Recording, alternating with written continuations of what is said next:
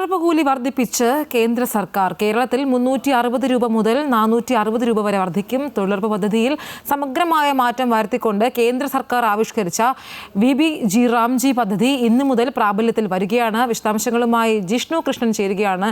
ജിഷ്ണു, മഹാത്മാഗാന്ധി ഗ്രാമീണ തൊഴിലുറപ്പ് പദ്ധതിയിൽ നിന്നും ഇപ്പോൾ ഇതാ VBG റാംജി പദ്ധതിയിലേക്ക് വരികയാണ്. ഇന്നാണ് അത് പ്രാബല്യത്തിൽ വരുന്നത്. അപ്പോഴേക്കും ആദ്യത്തെ ഒരു മാറ്റം പ്രഖ്യാപിച്ചിരിക്കുകയാണ്. ഈ ഒരു കൂലിയിൽ തന്നെ മാറ്റം വരുന്നു.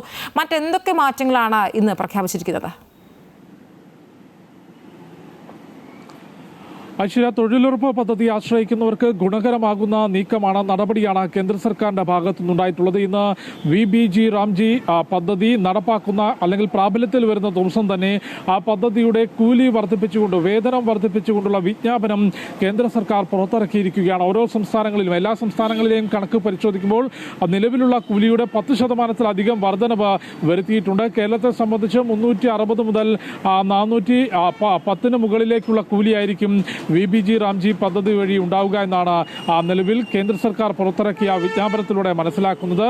ദേശീയ ഗ്രാമീണ തൊഴിലുറപ്പ് പദ്ധതിയുടെ പേരിൽ മാത്രമല്ല, ഘടനയിലും ക്രമീകരണത്തിലും തൊഴിൽ നൽകുന്നതിലും വേതനം നൽകുന്നതിലുമെല്ലാം വലിയ മാറ്റങ്ങൾ വരുത്തിക്കൊണ്ടായിരുന്നു, സമഗ്ര മാറ്റം വരുത്തിക്കൊണ്ടായിരുന്നു കേന്ദ്ര സർക്കാർ VBG റാംജി പദ്ധതി പ്രഖ്യാപിച്ചിട്ടുള്ളത്. അതിൽ ഏറ്റവും പ്രധാനപ്പെട്ട ഒരു മാറ്റം പ്രവൃത്തി ദിവസം തന്നെയാണ്.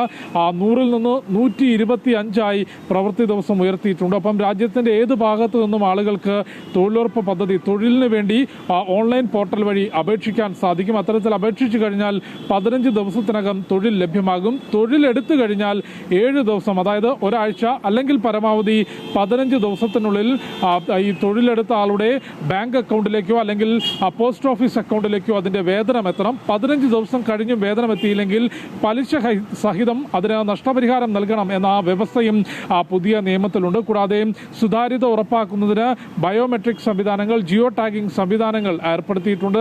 അഴിമതി ഒഴിവാക്കിക്കൊണ്ട് ഈ പദ്ധതിയിൽ പൂർണ്ണമായും സുതാര്യത ഉറപ്പാക്കുക, കൂടുതൽ തൊഴിൽ ദിവസങ്ങൾ ഉറപ്പാക്കുക എന്ന ലക്ഷ്യമാണുള്ളത്. ഒപ്പം മറ്റൊരു പ്രധാനപ്പെട്ട മാറ്റം, നേരത്തെ ഈ പദ്ധതിയുടെ 100% തുകയും വേതനത്തിന്റെ 100%വും കേന്ദ്ര സർക്കാർ ആയിരുന്നു നൽകിയതെങ്കിൽ ഇപ്പോൾ 60-40 എന്ന രീതിയിൽ സംസ്ഥാന സർക്കാർ കൂടി ഈ വേതനത്തിന്റെ ബാധ്യത വഹിക്കേണ്ടി വരും. കൂടാതെ കേന്ദ്ര ഭരണ പ്രദേശങ്ങളിൽ 100% വേതനവും കേന്ദ്ര സർക്കാർ തന്നെ നൽകും. ഹിമാലയൻ സംസ്ഥാനങ്ങൾ, ഹിമാചൽ പ്രദേശും ഉത്തരാഖണ്ഡും ഉൾപ്പെടെ, കൂടാതെ ജമ്മു കാശ്മീരിലും 90% വരെ കേന്ദ്ര സർക്കാർ നൽകും. അത്തരത്തിലാണ് VBG റാംജി പദ്ധതി രൂപകൽപ്പന ചെയ്തിട്ടുള്ളത്. അത് ഇന്നു മുതൽ തന്നെ പ്രാബല്യത്തിൽ വരികയാണ്. ആ സമയത്താണ് വേതനം വർദ്ധിപ്പിച്ചുകൊണ്ട് ഇന്നിപ്പോൾ കേന്ദ്ര സർക്കാർ വിജ്ഞാപനം പുറത്തിറക്കിയത്.